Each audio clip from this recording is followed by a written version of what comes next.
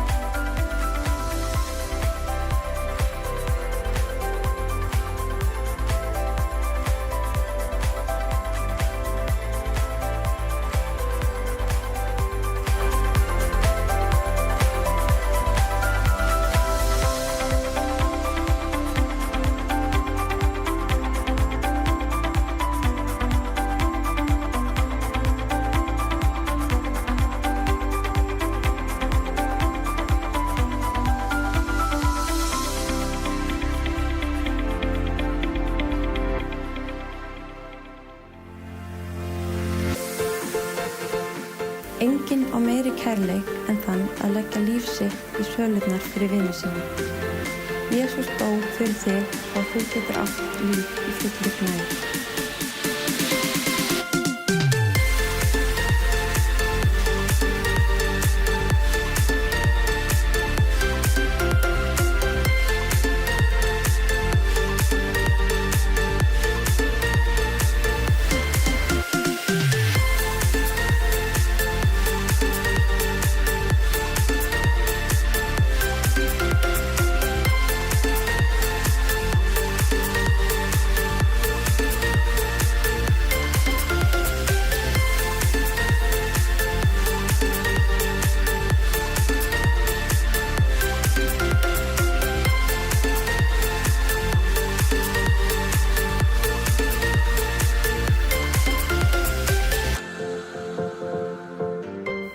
Nú eru 60 sekúndur í samkomu og við viljum hvetja þig til þess að deila samkomunni og verum hvatning fyrir aðra að koma í hús Drottins og lofa hann eða vera bara heim í stofu og lofa hann með okkur á samkomu.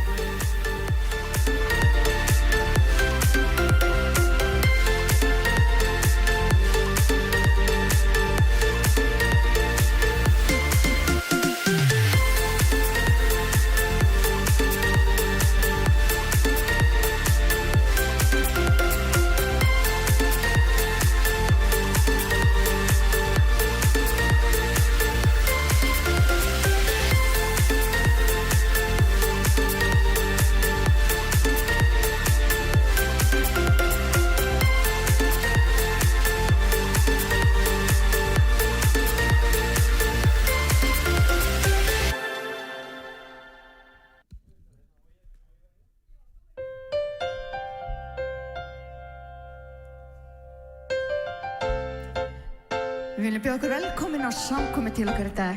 Endilega lofið Guð með okkur í dag og verið hjartalega velkomin. Ég vil bara lofa þig, minn Guð. Ég vil bara lofa þig, minn Guð.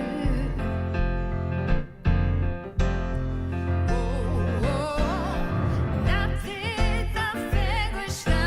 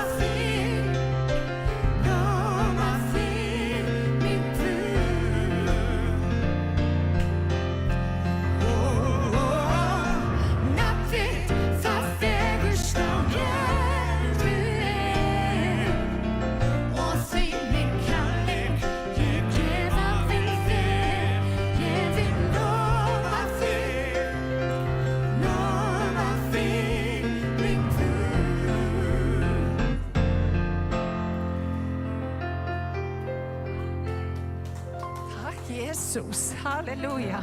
Þetta nú ekki satt og blessað? Nafn hans fegursta nafnið og það svo gott, vinir, í lífsins ólgusjó að hafa þetta nafn til þess að setja traust sitt á. Vá, ég upplifði svo sterkt í morgun því ég var að biðja fyrir þessari samkomu hvað við erum lánsöm, vinir. Hvað við erum lánsöm að eiga Jesú. Ég get ekki ímynda mér að fara í gegnum lífið á þess að þekka Jesú. Þannig að hvernig væri að við myndum bara þakka honum í dag fyrir það sem hann hefur gert.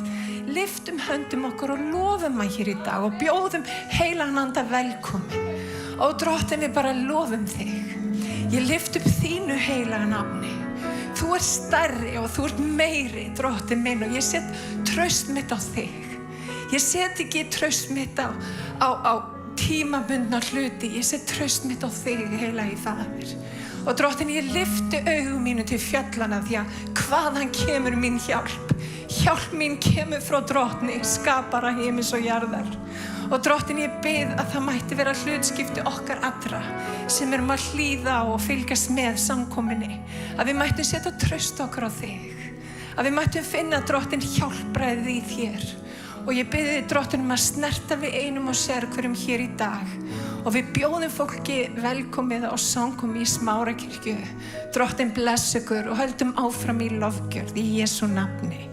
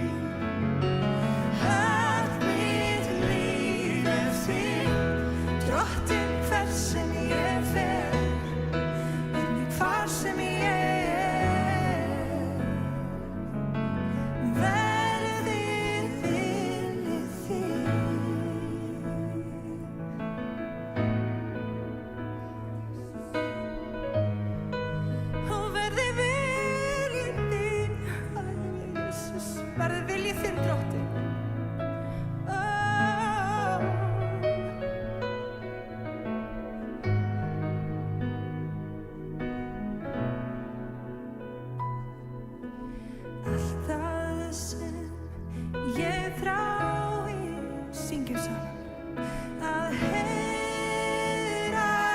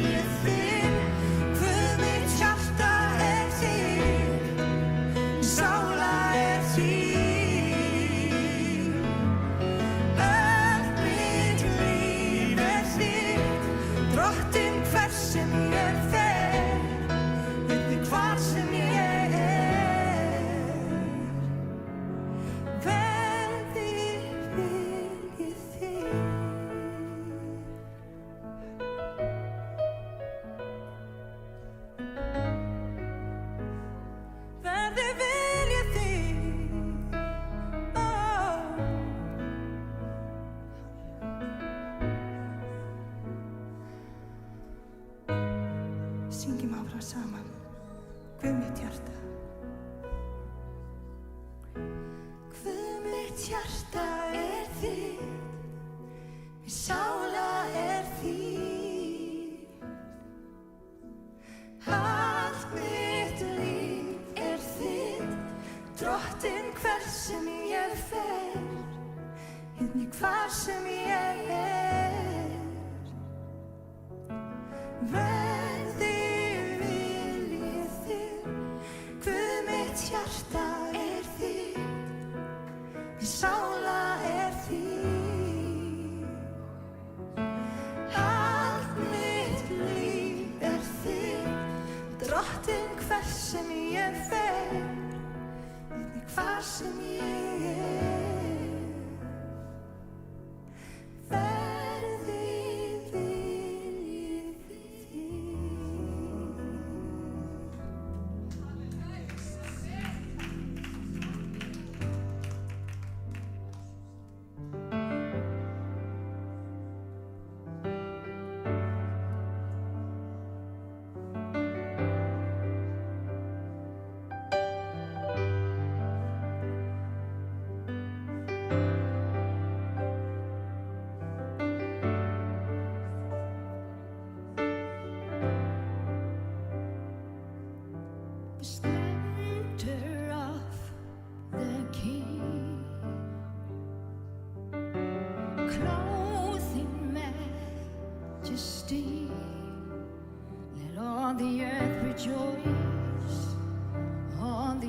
rejoice.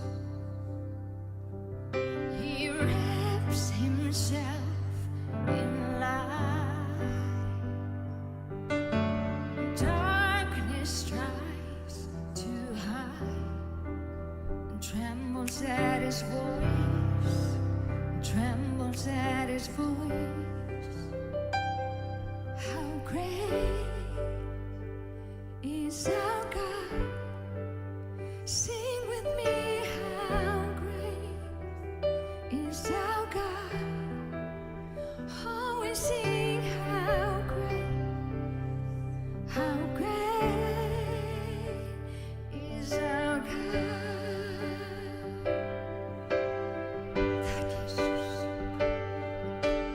Age to age, He stands. Time is in His hand, beginning and the end, beginning and the end. The Godhead three in one, Father, Spirit, Son, Lion and the Lamb, Lion and the Lamb. How great is our God? Sing with me, how great is our God? Always sing, how great is our God.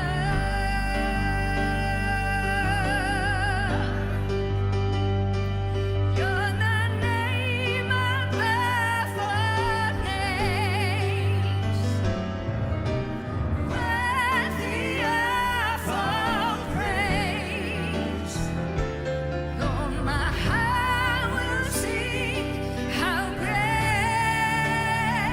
is our God. Hallelujah. You're the name above all names. Hallelujah. Worthy of all praise. My heart will sing, how great is our God.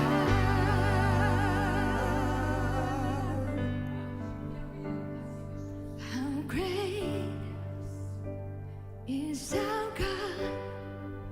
Sing with me, how great is our God? Always sing, how great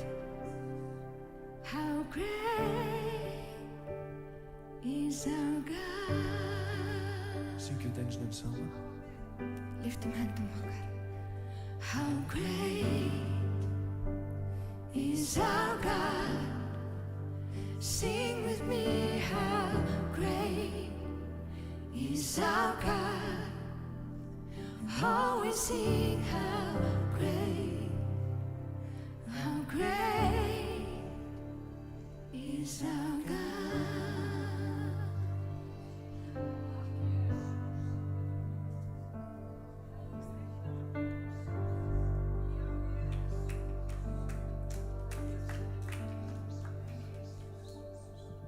Amen. Takk Jesús.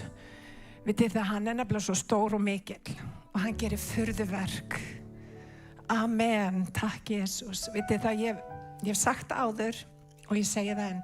Það er eitthvað sem gerist í andrúmi þar sem er eining og kærleikur og Guð fær að starfa. Því að Guð er kærleikur. Og vinir, við erum svo miklu sterkari þegar við erum í einingu saman.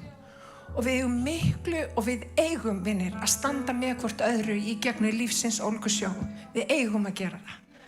Og ég þakka Guði fyrir það. Við eigum kirkju sem að við getum farið til. Við eigum vini í kirkjunni sem að við getum leita til. Við eigum Drottinn í hjörtunum okkar og fólk þarf að heyra af Drottni. Vinir, það er nefnilega verk að vinna fyrir framtíðina. Það er verk að vinna að kynna fólki fyrir Jesú. Vitið það, við erum oft, og Íslendingar, við leitum oft svo langt yfir skammt að svarinu. Og margir leita í austræn trúarbrögð þegar það áttar sig ekki á að svarið er bara hér. Hann er í Kristi, svarið er Jesús. Og í dag tökum hann bara inn í hjarta okkar og leifum honum að eiga við. Við erum öll að gangi gegnum eitthvað. Við erum öll upplifað særindi eða vonbrigði eða hvað það kann að kallast. En Guð er hér og hann vill finna okkur á þeim stað sem að við erum. Og leifum Guði að koma inn og gefa okkur þessa lækningu sem hann þráir að gefa. Má ég heyra amen. En við ætlum að taka samskot og við fáum upplýsingar reikningsupplýsingar hérna á skjáin. En ég vildi líka benda á það sem að framundan er. Þeir sem að vilja nota posan, þá er hann aftast og svo eru baukarnir hérna aftast líka. Við langar að minna bara á það sem er framundan. Það er AA-fundur annað kvöld. Það er bænastund á miðvikudaginn klukkan 7 og svo erum við eins og bara hefðbundið á sunnudögum klukkan 4:30. Og ég hvet ykkur til þess að koma þeir sem er að fylgjast með endilega. Væri gaman að sjá ykkur. Annars ætlum við að taka fórn og ég bið Guð að blessa samskotið í Jesú nafni. Amen.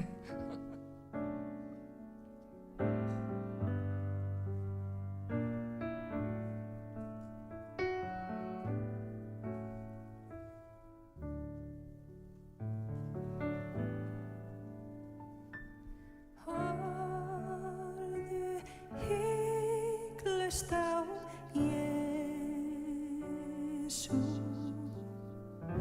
lít himneska tign hans og glans. Þá á ferð heimsins strax fölva slær, móts við fyllingu miskunnar hans. Horfðu hygglust á Jesú, lít himneska tign hans og glans. Þá á fegurð heimsins strax fölva slær, móts við fyllingu miskunnar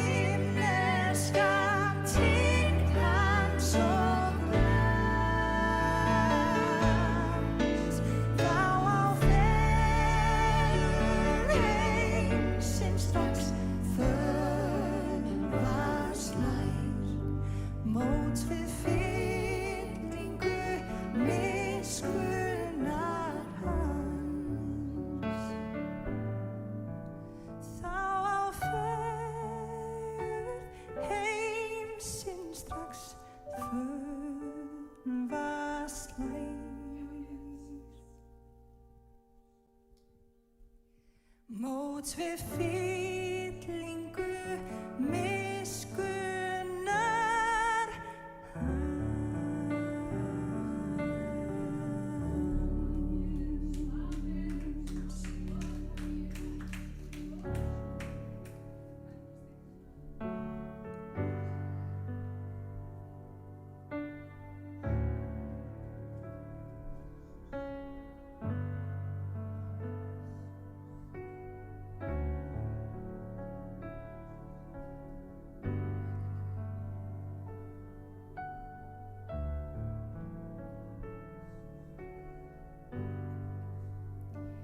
Ég þarfnast þín meir en í gær, ég þarfnast þín meir en orð fá lýst, ég þarfnast þín því mest af öllu þín ást til mín, þín ást til mín. Ég þarfnast þín meir en í gær, ég þarfnast þín meir en orð fá lýst, ég þarfnast þín því mest af öllu þín ást til mín, þín ást til mín.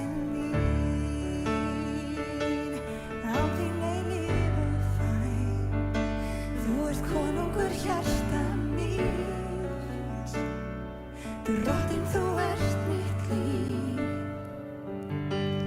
Jesús mér allt, já drottinn að eilífu. Ég ganga við þér við hlið. Ég vil aldrei snúa aftur til míns gamla lífs. Ég þarfnast þín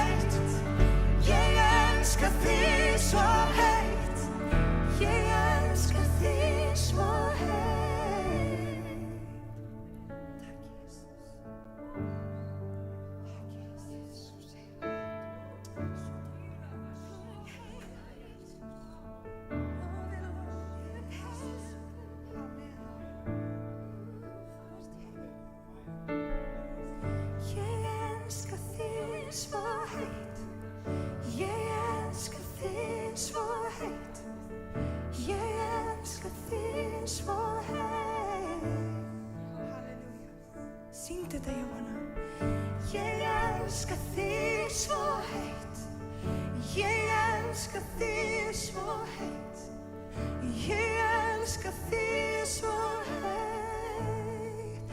Við elskum þig, Jesus.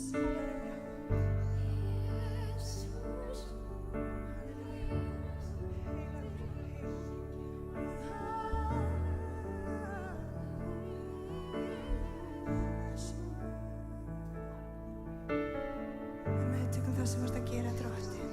Við meðtökum Jesus.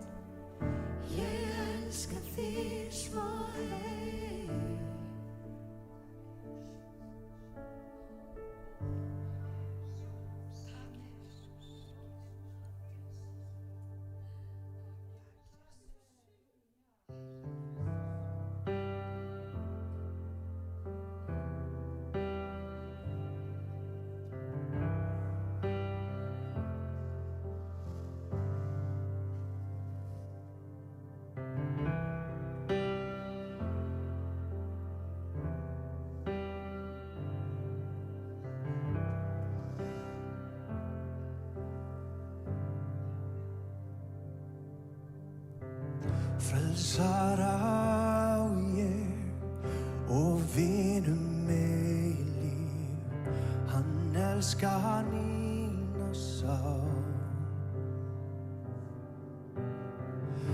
Í öllum raunum ég treysti honum, hann aldrei fer mér frá. Eina sem ég þarf Jesús, ég vil aðeins syngjum hans náð. Einum þér til heyri Jesús, ég frelsi fyrir náð þína á.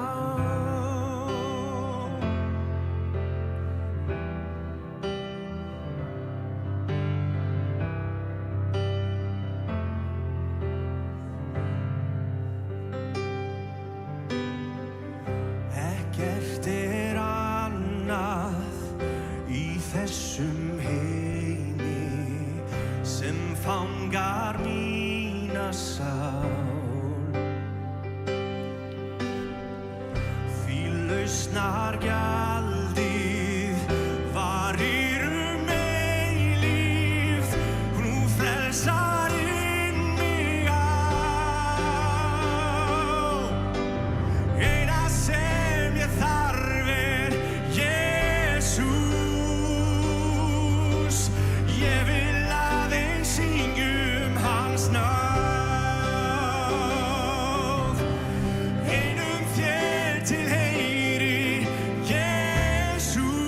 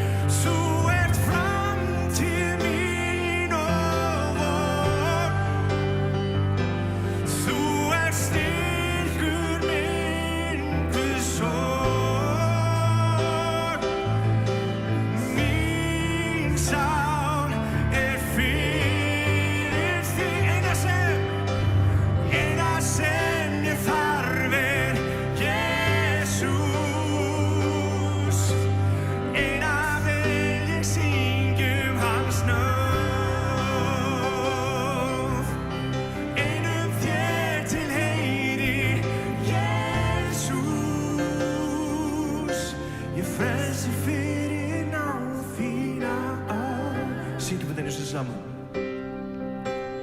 Eina sem ég þarf Jesús Ég vil aðeins syngjum hans nafn Einum þér til heyri Jesús Ég frelsi fyrir náð þína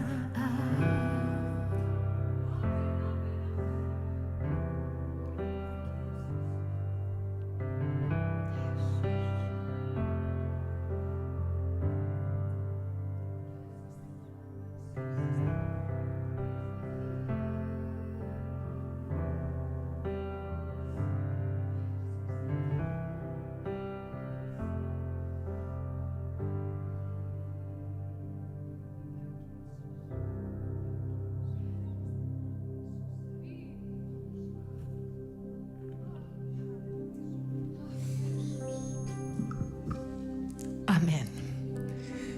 Þetta lag. Ég ætla bara að gera reikningsskil hér í dag. Ég er búin að vera ekki alveg nógu vel fyrir kölluð. Síðustu vikur, bara búin að upplifa slappleika og svona skringilega hluti. Það er nefnilega svo merkilegt að Guð kemur ekki of seint. Hann sendi mig þetta lag. Þetta lag sem að Rabbi var að taka. Og þetta lag er bara búin að halda í mér lífinu. Hún söng þetta á nýjum disk, hún CeCe Winans. Það er margir sem að þekkja CeCe Winans. Hún er mögnuð. Og hún gaf út þetta lag. Og þetta er bara einhvern veginn, það er eitthvað við hljómafallið eða textan eða bara allt saman. Og Guð veit svo nákvæmlega hvað við þurfum. Hafið þið tekið eftir því? Því að við erum ekkert alltaf bara á hátindunum, stundum förum við nefnilega í gegnum dali og jafnvel veikindi og annað. Þá er Guð alltaf trúfastur, ekki satt. Og veitir það, ég segi það aftur, ég sagði hérna í byrjun, það er ekki til betri gjöf sem að mér hefur verið gefið, heldur en trú á Jesú.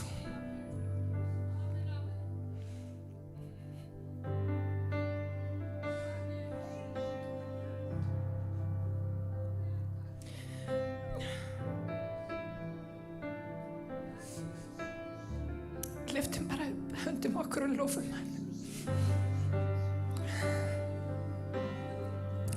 Drottinn, ég geri þig dýrlegan út af því að þú ert stór. Þú ert mikill og þegar við erum smá, þá ert þú stór. Máttur þinn fullkomnast í okkar veikleika.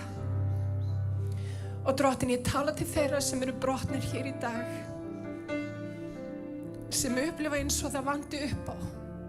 Þá erum við á réttum stað, við erum við fætur þínar.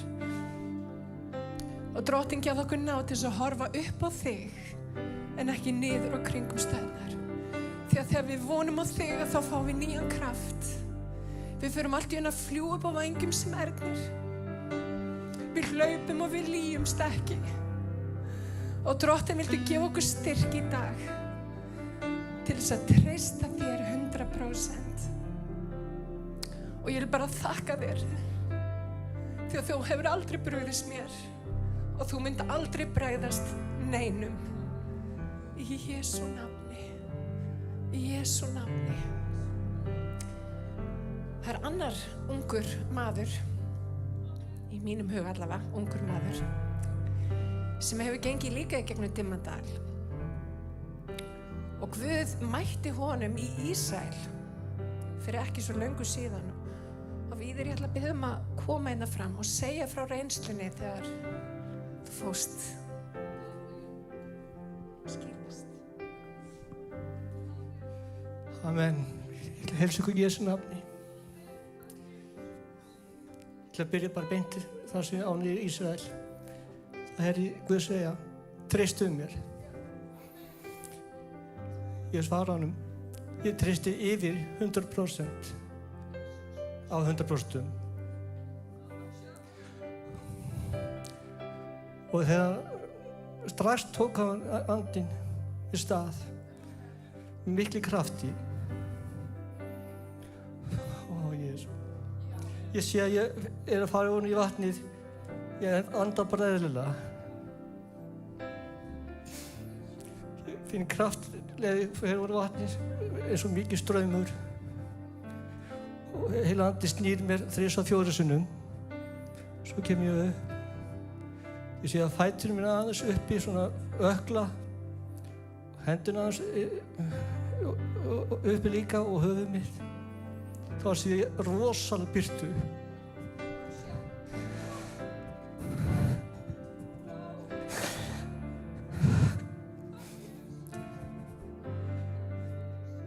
Ég þurfti að loka augun, birta var svo mikið. Á þessu stundu fann ég myndi vera gerð svo örðu heimi þennan dag. Ó, Jésus. Ég ákvað að opna augun til hliðar, til að horfa á sólina. Það er ekkert vandum að horfa á sólina. En ég lokaði aftur til birtan að það er mikið þar til að snýra höfuðinu. Birtaði það mikið að augnablikar voru hvítar. Svo sagði hann, ég elskaði sonur og ég dæmi ekki. Ég vildi auðvelda fyrirgefa og dæmi ekki. En það kom einhvern lausn að ég var ofta að dæma sjálfa mig, fannst ekki nógu góður. Ó, Jésu. Ó, Jésu. Þessu stundu sé ég bók, virkilega stóra, ég veit ekki hvað stór. Hún var opinn svona miðjunni. Þar var nafn mér skrifað. Og hinir menn er fyrir náður sem við taka mót Jésu Krist, auða blaðsjör. Ó, Jésu. Þegar ég var að hugsa þetta, það sagði við mig, ég elskaði sonur, sama stað sem það sagði við Jésu. Hvort heili andi tók mig þarna og valdi hans og ljósið. Það kemur ólýsandi tilfinning sem skeði næst. Ég svo alltaf vá og líka flaut upp. Það mikið upp að 60-70% var eitthvað ofan við vatnið. Ó, Jésu, ég fann svo mikið kærleik, svo mikið ást, svo mikið frið og svo mikið gleði. Ég fann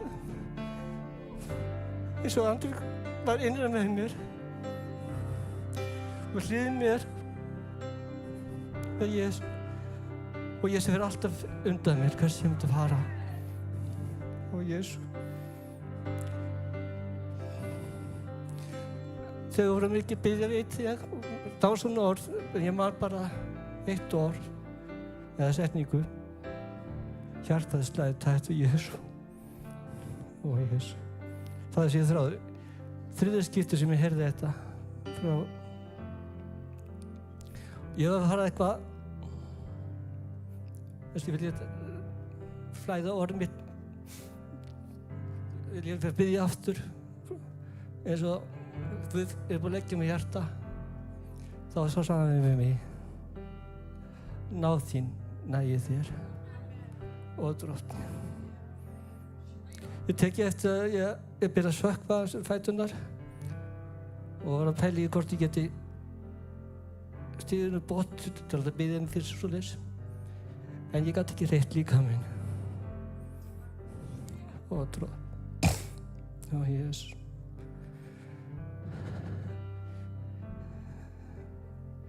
Það var svona, ég gleymi þess ekki. Þetta var betri dagur held ég þegar ég gifti mig og eignast barn.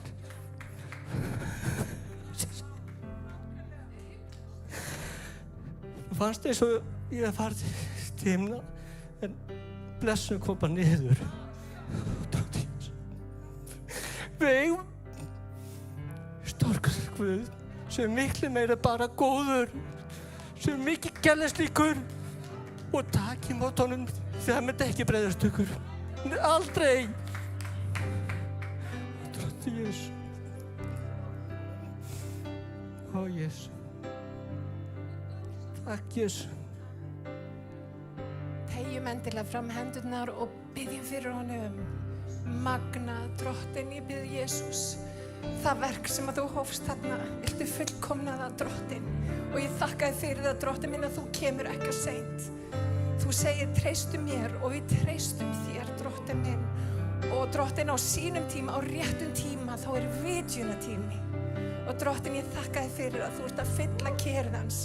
Og alveg eins og þú gerir, eins og í Sálminum 23, hann fyllist ekki bara, hann yfirflæðir, kerið yfirflæðir.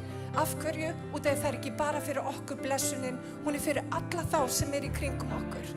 Og Drottinn, gefðu okkur náð til þess að yfirflæða blessun þinni, Drottinn. Þannig að allir snertir sem að komast í tæri við okkur. Og Drottinn, mættu sáramerkin okkar, rétt eins og sáramerkin þín, vera, Drottinn minn, vitnisburður gæsku þína, Drottinn. Gæsku þína, Drottinn, og lækningu þína. Og við biðjum í Jesú nafni fyrir bróðir okkar og fyrir öllum þeim sem er að gangi í gegnum erfiðleika. Drottinn, við biðjum vitjun þína. Drottinn, viðsnúning í Jesú nafni. Í Jesú nafni. Halleluja. Og allir líðurinn sagði. Amen. Guð er hér. Óvinnileg samkoma, ég veit það, en það er allt í lagi. Amen. Getur einhver fært hérna Halldór yfir til þín, bróðir?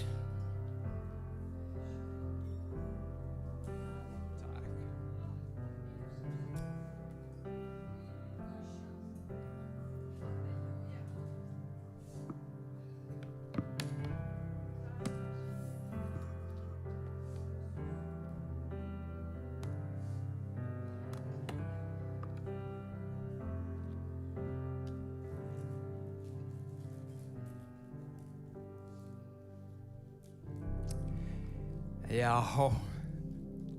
takk.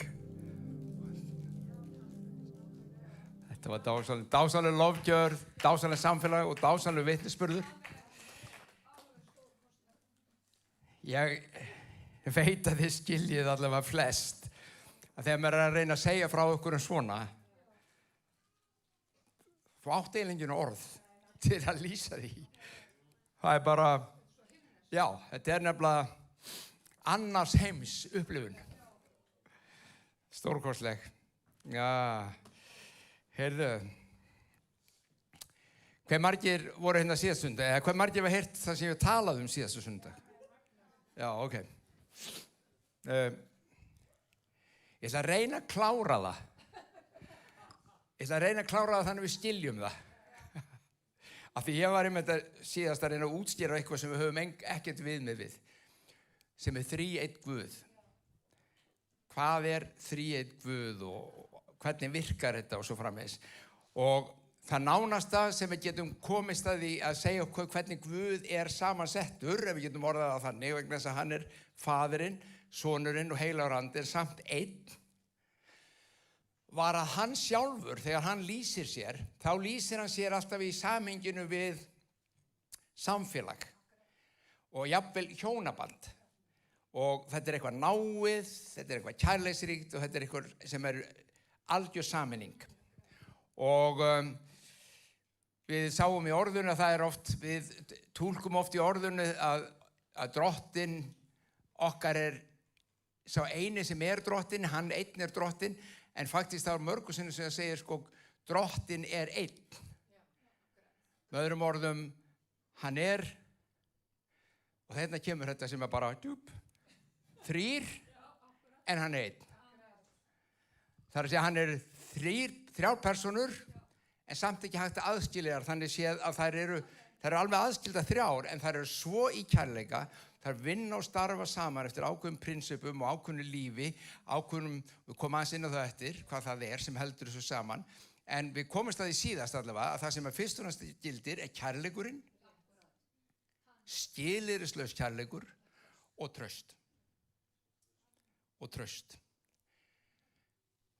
Með öðrum orðin, er ég þá að segja, og þarna skulum við læra það sem að, ég ætla bara að segja ykkur tilgang lífsins í dag, er til í það? Hérna eilífi spurning tilgang lífsins. Ég get alveg sagt ykkur það að ef ég tryði ekki á Guð, þá væri tilgangur lífsins sennilega bara að viðhalda lífinu, myndi ég halda. Og í þróunarkenningunni gengur það svolítið út á það að hinn sko hæfustu lifa og hinn sem eru svona minna mega sín í náttúrunni og lífinu, þeir hverfa og deyja og braut og þeir ná ekki að fjölga sér og þeirra blóðleggur og þeirra DNA smátt og smátt hverfur út. Sem sagt styrkja lífið og viðhalda því. Með Guði er allt annað tilgangur. Og ég veit að margir kristnir menn hafa velt sig, hver er tilgangur með lífinu? Ég ætla að segja ykkur hann í dag. Það er að segja eins og ég sé hann út frá Guðs orði. Ok, eru þið með? Og til þess að byrja, þá þurfum náttúrulega bara að byrja nánast á byrjuninni. Ég loku því, ég verð ekkert meira heldur en svona 3-4 tíma. En þetta er, þetta er frá 20 mínútur kannski, sjáum til hvað ég vil lengi. En þetta er, og ef þið eru þreytt, þá bara hallið augunum og dottið þess á meðan, getið farið svo bara á neti og hlusta þetta á eftir. En ég ætla að lesa úr 1. Mósebók. Þið þekkið þessa sögu. Ef ekki utan hafa, þá allavega svona vitið innihaldið. Guð er sem sagt þessi þríeini Guð. Ímyndugur, það er ekkert til. Það er ekkert til nema hann. Einhver tímann á leiðinni skapaði hann síðan, bjó hann til engla og svona þjónustu anda. En það er fyrst og fremst bara hann eða hún. Af því Guð hefur kvenlega einkenni, þó við notum karlsins orði yfir hann. Hann er með hvern fullt hann skapaði mann og konu í sinni mynd. Þannig að hann hefur allt það líka. Hann segir, og það er ekki þetta sem við segjum ofti að faðirinn sagði nú skulum við gera mann í vorri mynd. Og Biblía segir nefnilega, við skulum skapa mannin. Við skulum skapa mann, sumir segja þetta sem svona ljóðrætt stíll og bara við og eitthvað svona. Ég trúi bara, þetta er bara hinn þríeini Guð að tala við faðirinn og þeir hugsa þetta allt í einu, búin til mann. Og af hverju? Svo að þessi maður geti upplifað lífsgæðin sem við eigum. Við elskum svo mikið að við viljum leyfa einhvern sem er eins og við að fá að upplifa þessi gæði sem við eigum í samfélaginu. Svona einhvern veginn er hann að hugsa. Og ég get alveg sagt okkur að ef þetta er ekki það sem við sjáum, sko Biblían er nánast illskiljanleg ef þetta er ekki svona. Það er mjög erfitt að skilja út af hvað Biblían gengur þá. Jæja. Hann býr til mannin úr leir og úr svona dufti jarðar. Það er ekki dýrt í okkur efnið. Við erum náttúrulega mestuleiti vatn, líkaminn okkar þar að segja, og við erum mestuleiti vatn og einhver sagði mér einhver tímann ef hann myndi taka svona líkamann og brenna hann og setja hann í krukku þá myndi þetta kannski kosta 75 krónur sem þú fengið fyrir það.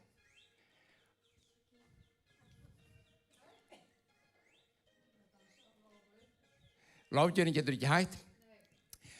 Þannig að efnið okkar er ekki dýrt. Það sé efnis líkaminn. En hvað er það þá sem er svona dýrt?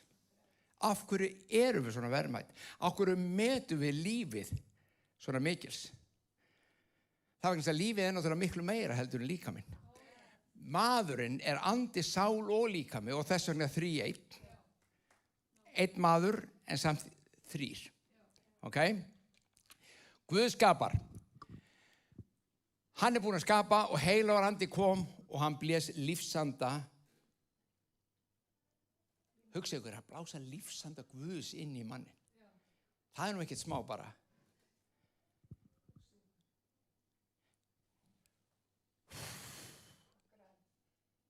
og lífið í Guði kemur inn í þennan líkama sem var maðurinn. Og það lifnar eitthvað við innan með honum og hann rís upp. Ég er maður. Nei, þetta er Bessa Bjarni að segja, ég er belja. Þegar kálfurinn fættist. En maður rís upp og segir, ég er öðruvísi heldur en þessi dýr í kring. Ég er með lífsanda Guðs innan með mér. Þarna byrjunin. Og þá komum við að 1. Mósebók 3. kafla. Höggormurinn var slægari en öll önnur dýr merkurinnar sem drottin Guð hefði gjört. Og hann mælti við konuna. Er það satt að Guð hafi sagt, þið megi ekki eta af neinu tré í aldingarðinum?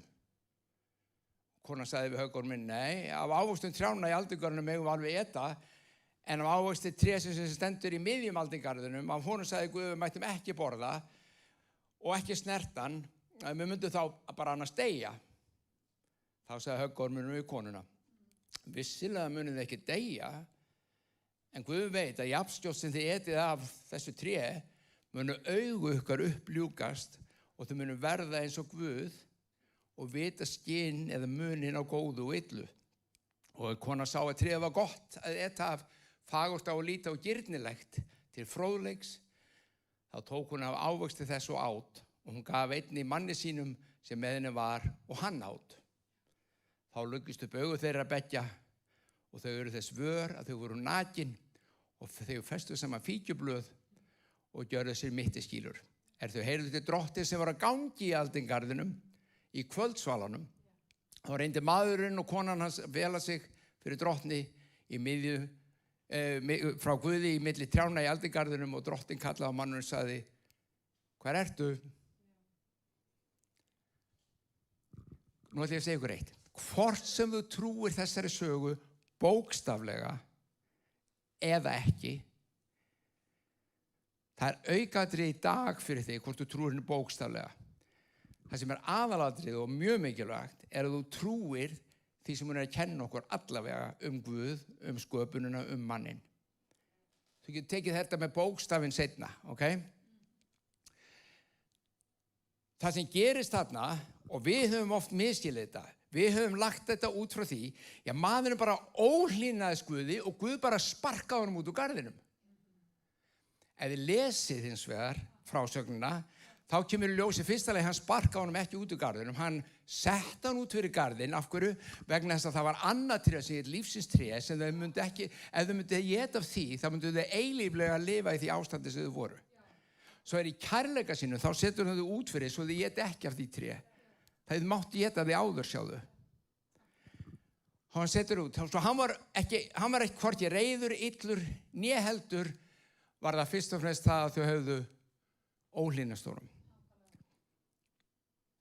Það var fyrst og fremst það að þau treystu honum ekki. Þau hættu að treysta honum.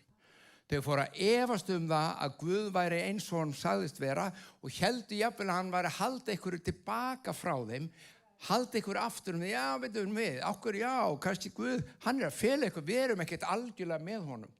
Og þá langar maður að spyrja þig, hvernig er þetta heima hjá þér, í góðri fjölskyldu með börnin ykkar?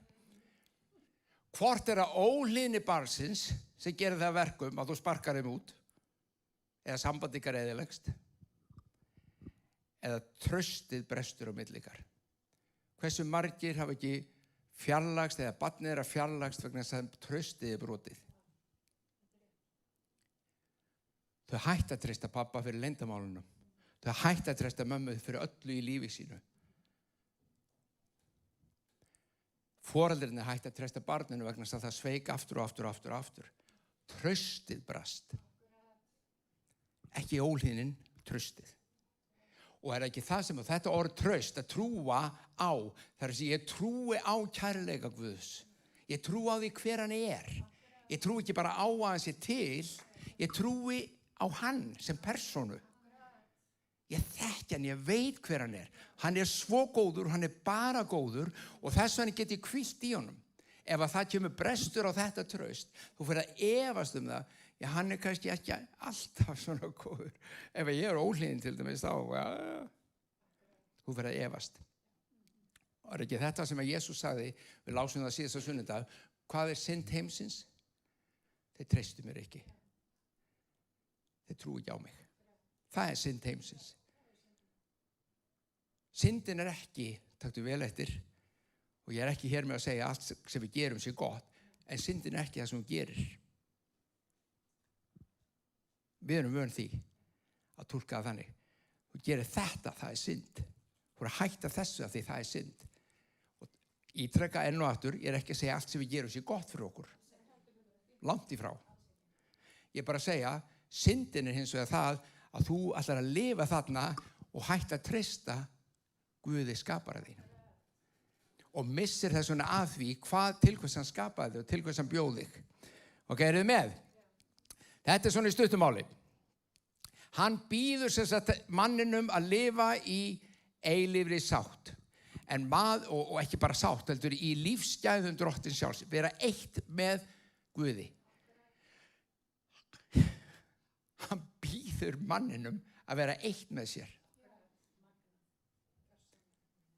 Þetta nákvæmlega, við tókum þetta í eitthvað. Þetta svipað, ekki nákvæmlega eins, þetta mjög svipað allavega, að þú og maðurinn þinn eða kona þín, þið ákveða ættleiða barn. Þið bjóðið einhverju barni sem algjörlega í þversögn við allt sem þið eruð, bjóðið þeim inn og gerið það ykkar barni. Þau verða hluta fjölskyldunni. Allt sem þið eigi núna þeirra. Svona veik líking eða mynd á því hvað Guð var að gera við mannin. Bjóða manninum inn í þetta samfélag við sig. Ok? En maðurinn valdi, vegna þess að hann með frjálsan vilja, ég klára þetta með tilganginum í lífinu. Maðurinn valdi að fara aðra leið. Maðurinn bjó til annað kerfi. Af hverju stoppaði Guð þetta ekki bara? Ég hef oft fengið þessa spurningu. Hvað Guð að pæli að skapa mannin svona og svo gera hann tómadell og vitlausu bara? Af hverju gerði hann ekki bara í lagi strax frá byrjun? Hafið heyrt þetta? Bara, en Guð, Guð var að skapa hvað? Í sinni mynd. Guð með algjörlega frjálsan vilja. Nú ætlum ég að segja ykkur eitt. Guð gerir bara sem hann vill. Við höldum ofta hann að gera það sem við viljum. En hann gerir bara sem hann vill. Sem betur fer hann hins vegar alltaf í kærleika. Við getum treyst í, það alveg sama hvað hann gerir, eða gerir ekki, það allt í kærleika. Því get ég treyst og því getur þú treyst.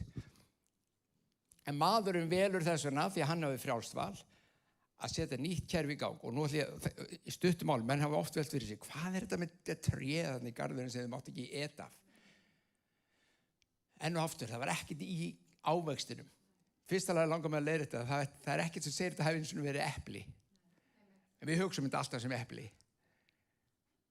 En þetta var bara eitthvað ávöxtur. Og það var ekkert eitur í honum. Það var ekkert svona efni sem var í ásta og það fór inn í blóðkerfið á þér og það bara breytti öllu. Nei, það var ekkert svoleiðis í gangi. Það eina sem var í gangi, að við það að eta, þá var það yfirlýsing, og til hlusta nú vel á, frá manninu það, ég treysti ekki lengur því sem Guð segir.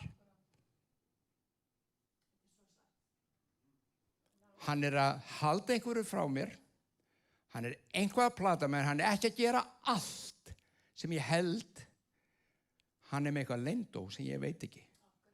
Það var það sem hann féll fyrir. Svo þá get ég séð hvað gerist. Í stað þess að koma inn í samfélagi við þríeinan Guð, öðlast allt lífið í honum og lifa í honum frá degi til dags í öllu sem að Guð á, þá ætlar maðurinn núna að gera nákvæmlega það, vera eins og Guð, lifa í Guð og lifa fyrir Guð, en fyrir eigin veruleika. Og það sem lögmáli þýðir. Það sem þetta lögmálstré þýðir. Ég ætla að lifa fyrir Guð, ég ætla að þóknast Guði, en ég ætla að gera það í eigin mætti. Ég ætla að þóknast Guði, ég ætla að gera allt sem Guði hefur beðið mig ég ætla að hlýða honum, en ég ætla að gera það í eigin mætti. Og hann setti í gang lögmál dauða, syndar og dauða, og maðurinn dó. Hann dó ekki beint, endalega strax bókstaflega. Hann dó enga síður. Og hvað er þetta að deyja? Búið að klippa á sambandið við Guð. Og hann gerði það sjálfur. Guð gerði það ekki, hann gerði það. Hann klippir á það og segir, en ég ætla samt að halda áfram. En veistu hvað? Það eru margir kristnir menn sem lifa nákvæmlega þarna. Takk þetta sem ég segi, margir kristnir menn sem lifa nákvæmlega þarna. Ég ætla að vita hvort þú þekkir þetta. Hvað get ég gert fyrir Guð? Hvað get ég gert fyrir kirkjuna? Ég þarf að gera eitthvað fyrir kirkjuna mína. Ég verð að gera eitthvað í Guðsríkinu. Hvernig get ég elska sjálfum mig betur svo ég get ég elska aðra betur? Ég þarf að tilbiðja Guð meira. Ég þarf að biðja meira. Hvað er þetta? Þetta er að vilja vera þátttakandi í öllu sem hann að gera út frá því sem ég verð að gera. Og þá ætla ég að fara með ykkur aftur inn í heiminin, það sem minn þríeini Guð er að segja. Og ég heyri Jesús segja, heilagur andi, það er alveg rosa mikilvægt og þú elskir föðurinn. Það bara verður að elska hann. Á morgun verður að sýna að þú voru að gera eitthvað fyrir, þetta er að sýna honum að elskir hann. Er þetta á heimnum? Nei. Farðu heim til þín. Það er kvöldstund heima. Börnin eru farin í herbergi að sofa og pabbi sest niður með krakka mínir. Á morgun verður að elska mömmu ykkar alveg rosa mikið. Þið verður að gera eitthvað fyrir hana. Svo kemur mamma til pappa og segir, þú voru að elska börnin á morgun. Svona samskipti er ekki á heimilinu hjá okkur. Það er ekkert svona í gangi. Það er ekkert verið að tala um, ég verð að elska hann meira. Það er bara að elska. Og ef það er svoleiðis hjá okkur, haldið að segja minna virði hjá Guði eða eitthvað lélegra þar. Þeir eru alltaf að vesenast að hvort þeir elski nógu mikið. Nei. Þetta er ekki svona í þinni fjölskyldu og þetta er ekki svona hjá Guði og þetta er ekki það samband sem Guð vildi hafa við þig. Hann skapaði þig mann veru en ekki mann geru.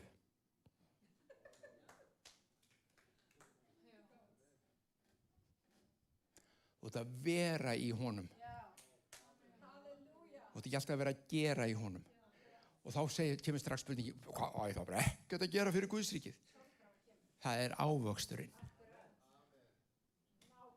Ávöxturinn að kærleiksríku heimili er að guttinn kemur heim og mamma segir, hörðu, ég átti eftir að fara til búð og hann segir, ég skal fara fyrir þig, ég skal kaupa þetta fyrir, ég stekk þetta út. Bara flæðir. Sjáðu muninn.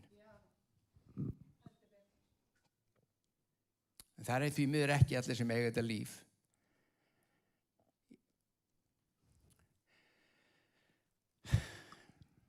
Það er traustið og trúin sem sameinar. Það sameinar hjónabandinu, fjölskyldueiningunni og svo sannarlega hjá Guði og þér. Biblían talar trú í Nýja testamentinu mörg hundruð sinnum. Og það er ekki að trúa hann sé til. Þegar þú segir, ég trúi á Guð, þá er ég ekki bara að segja, ég trúi hann sé til eitthvað staðar, lengst í burtu. Hann hlýtur að vera til. Nei, ég er að segja, ég veit á hvernig ég trúi, ég treyst honum 100% fyrir lífi mínu, ég veit nákvæmlega hvernig hann hugsar, það sem snýr að mér. Hann er náttúrulega miklu stærri heldur en ég, svo ég veit ekki til öllum hlutum hvað hann hugsar, en ég veit nákvæmlega hvað hann hugsar gagnvart mér. Hann elskar mig. Hann elskar mig.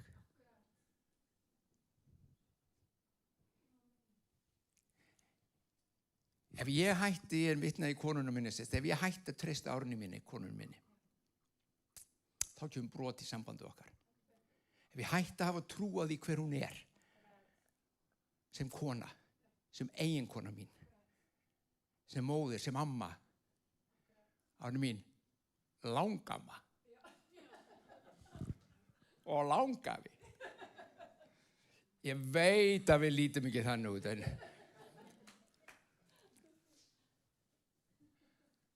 þá kemur brot og vitið það meira sé að Biblían samþykkir hjónaskilnað vegna hjúskapabrota Vegna þess að leið og komi hjúskaparbrot, þá er sambandi brostið.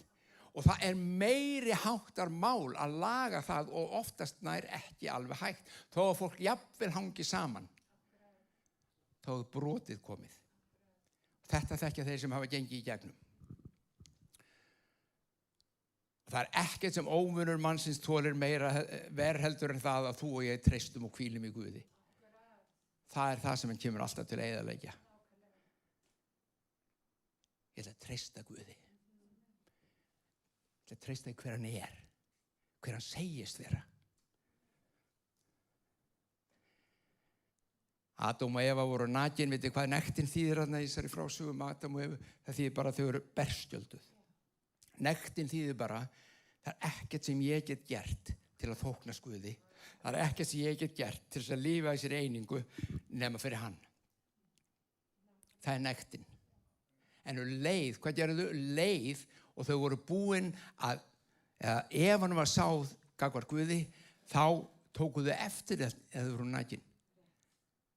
Þá skömmuðust þau sín. Og þau reyndu að búa til, ef að segja fyrsta klæðna en á jarðríki. En vitið það, í dag eru við enn að reyna að klæða okkur svona hinn kristnu. Ég hef aldrei farið svona í svona fíkjulaufpils. Ekki það. Hvernig klæðum við okkur? Hvernig felum við sekt okkar? Ef við erum ekki alveg svona með að 100% að Guð elski okkur eins mikið eins og við okkur er sagt að hann geri og við erum svona efast aðeins að okkar samband sé eins og það á að vera. Hvað gerum við? Við búum til pils úr 24 tíma bæna vöku. Ef ég bið í 24 tíma, þá er ég vel hulinn í návist Guðs. Við erum alltaf að klæða okkur í eitthvað í staðinn fyrir hið alvöru og raunverulega. Þið vitið að ég elska lofgjörina. Vitið að margir klæða sig í lofgjör frekar að fara inn í samfélagi við þrenninguna. Því samviskubitið er ennþá að naga. Fordæmingin yfir einhverju sem þú gerðir er ennþá að naga þig. Og þú ert ekki frjáls. Þú fær samviskubitið yfir einhverju sem þú sagðir einu sinni, gerðir einu sinni. Hvað þú stendur þér rosalega illa í samfélaginu við Guð. Hvaða er sem er að bröltast inn með þér og svo reynir þau að taka, ég ætla bara að gefa hérna, ég gef bara 200.000 kall sko. Og kaupi í mig frið. Þú segir það náttúrulega aldrei, en þú ert að því. Byrju, ekki fara núna heim og segja, Halldór sagði ég mætti aldrei gefa 200.000 kall. Nei, ég bara segja, þú mátt alveg gefa 200.000 kall. Ég bara benda þér á að þú getur ekki gert það í staðinn fyrir það sem að málið snýst Þú getur aldrei gert neitt í Guðsríkinu fyrir Guð eða neitt þannig séð í staði fyrir þess sem hann ætlaði upprunalega að hafa.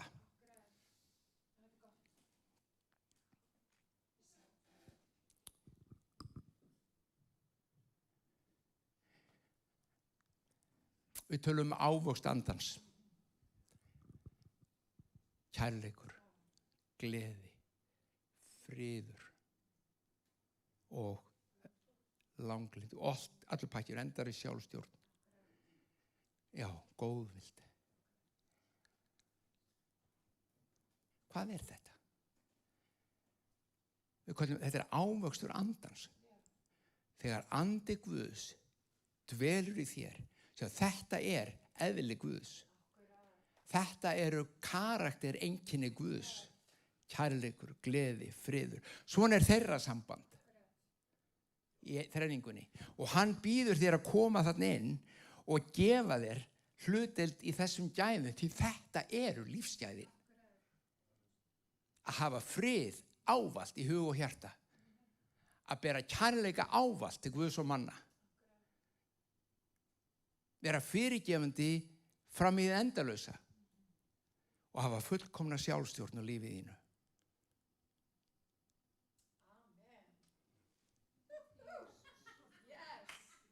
Þetta er Guð. Og hann segir, Halldór, komdu. Ég skal gefa þér af öllu þessu ef þú vilt. og ég blæs anda mínum í þig og ég endurfæði sálin og anda og ég sest að með mitt líf og ávöxturinn af því sem það sprettur fram bara ég. Kærleikur, gleði, trúmælska hóvarð og bindindi. Bindindi þýðir sjálfstjórn. Mörg ár hélt ég að þetta mætti bara ekki drekka vín, sjáðu. En það hafði ekkert með það að gera. Það hefði stjórn. Og ef þú hefur stjórn, þá hefur líka stjórn á víni að drekka eða ekki drekka, sjáðu. Og ég var að hugsa það, þetta með nektina, svo margt sem við getum lært í AA. Því þetta okkar ströggul við allt þetta sem ég að tala Það er sama og í AA. Ef þú ætlar að fá hjálp sem fíkil, þá veistu það, sumir kannski hafi verið þar, að það gerist lítið fyrir þú gefst upp. Og svo þau eru búin að gefast upp, þá þarf þetta að gefast aðeins meira upp. Og svo þarf þetta að gefast meira upp. Sérðu, og við erum alltaf, ég held ég væri komin á botnin, en ég var ekki komin á botnin. Og það menn fari gegnum nokkra meðferðir stundum áður en fara á botnin. Þannig það bara. En að lokum á einhverjum tímapunkti sem betur fer fyrir flesta vonandi, að þá lenda þeir svolítið gjörsamlega á botninum, að þeir eru flatir þar, algjörlega naktir. Ekkert fíkjublað á þeim, það er ekkert skraut á þeim lengur, það er ekkert, hei, sjá hvað ég er góður. Hei, sjá, ég kann þetta. Hei, ég spilaði hljómsveit. Hei, ég söng fyrir þennan. Hei, ég bað fyrir þessu. Nei, ekkert, það er bara nakin, ekkert eftir. Og hvað gerist þá? Þá byrjar lækningin. Og það er nákvæmlega með sama með Guð. Okkar vandamál sem kristin menn og konur þetta, að við erum ekki tilbúin að vera nakin. Það er að segja að vera með ekkert, geta ekkert, kunna ekkert, skilja ekkert, nema það að Guð elskar mig. Ég hef ekkert að færa Guði, sem nokkurs virði, sem ávinnur mér prik hjá honum. Ekkert. Og þegar ég skilða og komin algjörlega nakin eins og alkohólisti niður, þá byrjar lífið að vaksa innan með mér. Því þá segir Drottinn, nei, þú tilbúin. Svona vil ég hafa það. Þú ert í mér og ég í þér. Og þannig lífið okkar saman. Þú elskar mig, ég elskar þig. Við elskum föðurinn og allan þann pakka. Sjá hvað að fara. Tíminn hleypur frá okkur. Ég ætla aðeins að lesa hérna, ég verða að lesa bara að lokum hérna vers sem að kannski útskýrir aðeins þetta sem að við erum að tala Þegar Jesús kom inn í þessa kringumstæður sem maður eftir Adam og Eva, og það voru mörg þúsund ár liðin og maðurinn var að reyna, og í 4000 ár lágmark þá kom það í ljós að þau gátu ekki að redda þessu lengur. Í eigin mætti gátu ekki gert þetta. Þá kemur Jesús sem maður inn í syndugan heiminn. Hann deyr sem maður, hann rís upp sem maður og hann stígur upp til himna og sest við hægri hönd föðurins sem maður.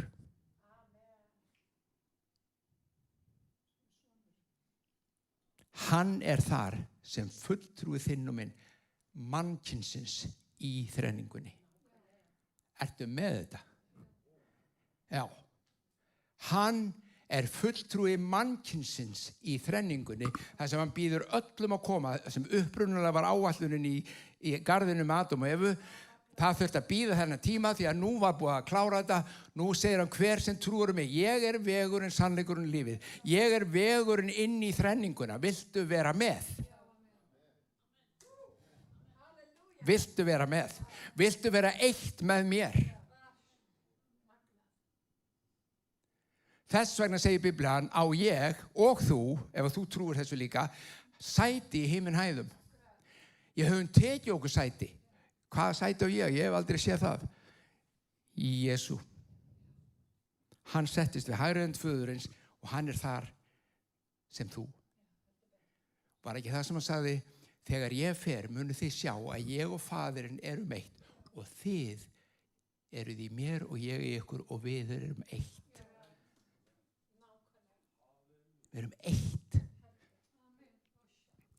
Gæti þess að enginn, Kólossabréfið, gæti þess að enginn verið til að hertækka ykkur með heimsbyggi og hégómamillu sem byggist á mannasetningum runnið frá heimsvættunum en ekki frá Kristi. Því að í honum býr öll fylling guðdómsins í Kristi, þar að segja líkamlega. Hann var maður og öll fylling guðdómsins. Vitið hvað orðið þetta í grískunni, fylling guðdómsins? Það sem gerir Guð að Guði. Maha. Það sem gerir Guð að Guði fyllir Jesús. Og þið hafi nú aðalast hlutdeild í þessari fyllingu. Fyllir líka ykkur. Ég verð að lesa, bara. Má ég lesa hans úr ensku? Það til þýðing, svona heitir Amplified. Hún tekur, skal ég segja ykkur, orðin úr hvort sem hebreuskunni eða grískunni og setur alla hugsalega merkingu af orðunum inn í versið. Hún útskýrir bara frá öllum hliðum hvað versið þýðir. Má ég lesa þessi vers fyrir ykkur?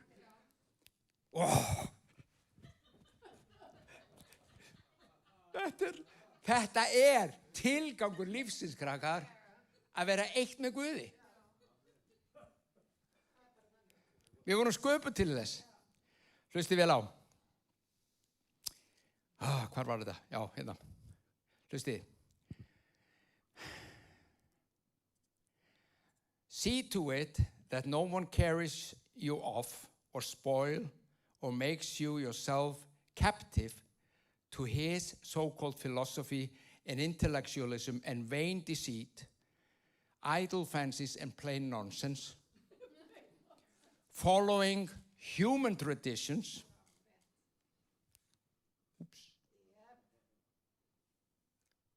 Kirkjakrist í dag stútfull af human traditions, mannlegum hefðum.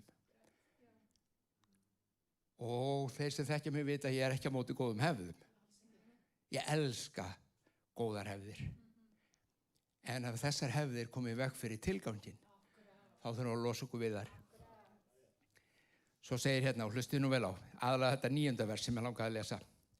For in him, í Kristi þar að segja, the whole fullness of the deity, the Godhead, continues to dwell in bodily form. Það heldur áfram sem sagt núna, continually, heldur áfram stöðulega að dvelja í Kristi þar sem hann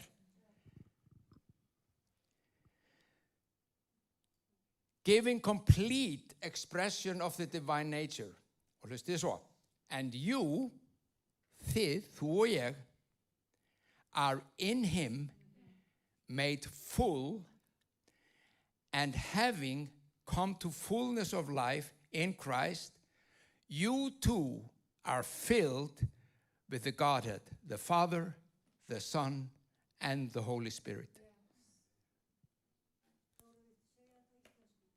Já, þetta þýðir, ef ég segi þetta yfir á íslenskuna, þetta merking versana sem ég var að lesa áðan, en íslenska þýðingin, hún náttúrulega ekki svona amplified, þannig að hún ekki að blása þetta alveg út, hún bara þýðir þetta beint.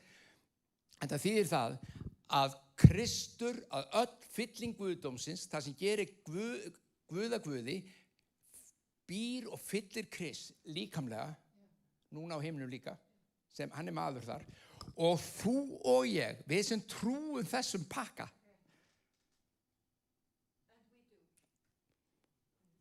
við sem trúum þessu, við erum líka, eigum hlutdeild í þessari fyllingu, að því sem gerir Guð að Guði býr núna innan með okkur, og í þér og í mér erum við eitt með föðurnum, syninum og heilugum anda.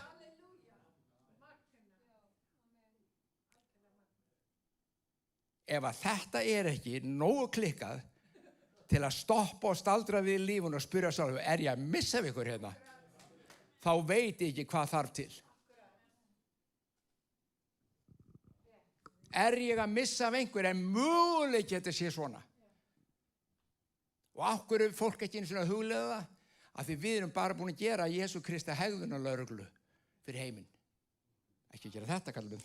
Ekki gera þetta. Þú ert að vera svona þegar kristinum.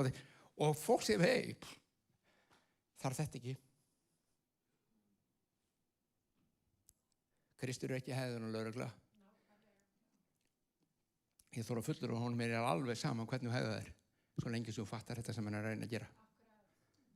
Af því við það breytist allt. Við það breytist allt. Skulum biðja. Faðir minn, við þökkum þér að þú hefur gert okkur eitt með þrenningunni. Þú hefur gert okkur eitt með þér, Föðurnum, Syninum og Heilugum Anda. Til að þú og við getum verið í einingu samfélagsins og öll þín lífsgæði og öll þín fegurð og allt sem þú ert sé líka okkar. Það er kærleikurinn og Guð, það getur enginn elskað meira en þetta. Og þú gerir þetta mögulegt. Opinbera þetta fyrir anda þinn í hjörtum okkar að mættum sjá og skilja og ganga inn í þessa einingu sem okkur er boðið til. Bið fyrir hverjum sem er heima líka, Drottinn minn, er að hlusta, bið fyrir fjölskyldunni, bið fyrir nærveru þinni þar. Tala þú, gerð þú heilt, Drottinn minn, lækna sál, lækna líkama og endurfæddu andan. Takk, Jesús minn. Og frá þessari einingu, elsku vinur, flæðir allt frá Guði til þín. Frá þessari einingu flæðir lækningin. Þú þarft aldrei einu svona biðja Hann veit hvað þú þarnast og hann lætur að flæða. Áður og biður hefur hann séð það, hefur hann svarað.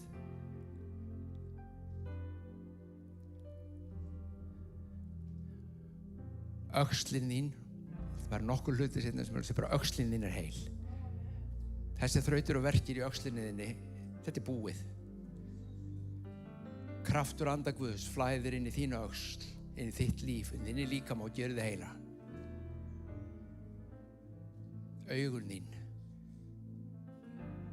Augun þín opnast og eru heil.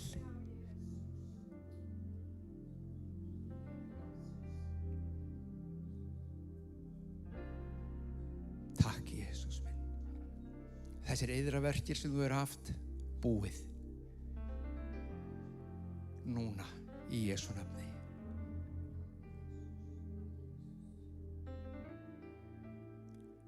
Líf Guðs flæðir inn í þig, í gegnum þig, dvelur í þér og ber ávöxt lífs og heilbrigðis.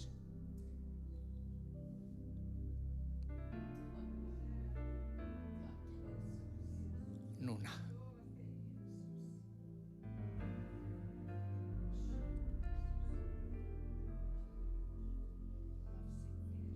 Takk, Jesús.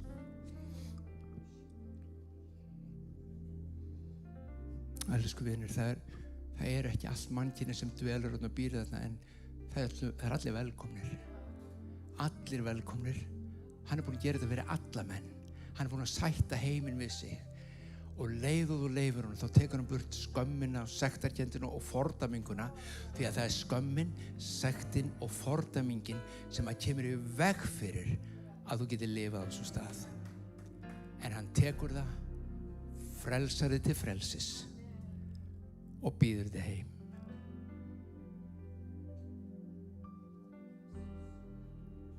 Takk, Jesús minn.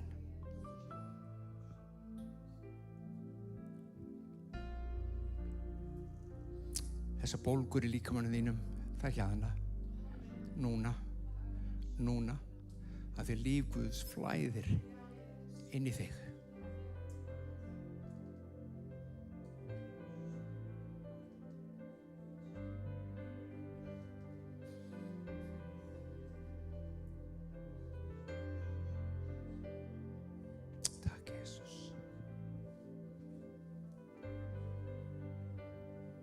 magnaða predikanir.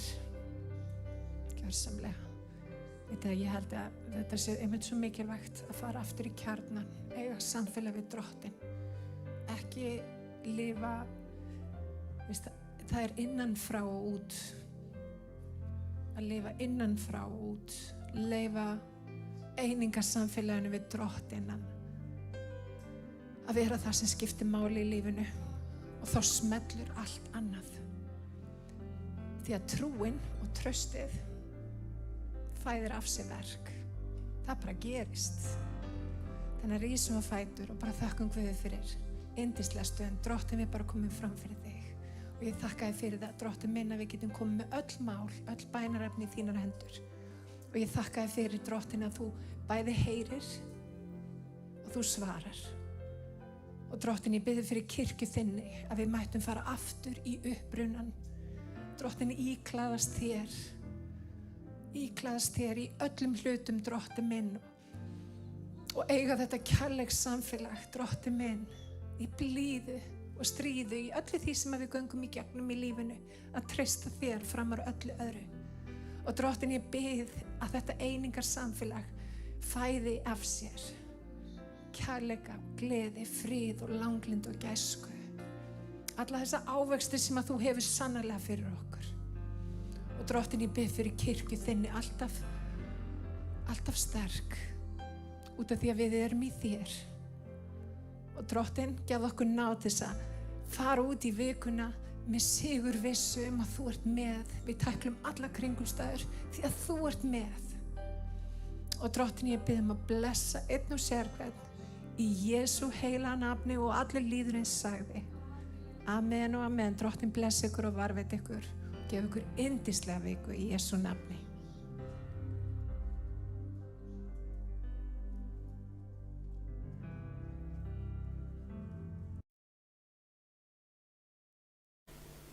Nú er samkoman á enda.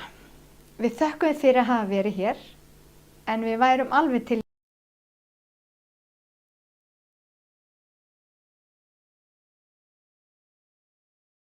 að sjá þig hér í kirkjunni okkar. Við erum kirkja fyrir þig. Láttu sjá þig og leyfðu okkur að gefa þér þann kærleik. Takk fyrir að vera með okkur í dag og Guð blessi þig út vikuna. Sjáumst eftir eina viku.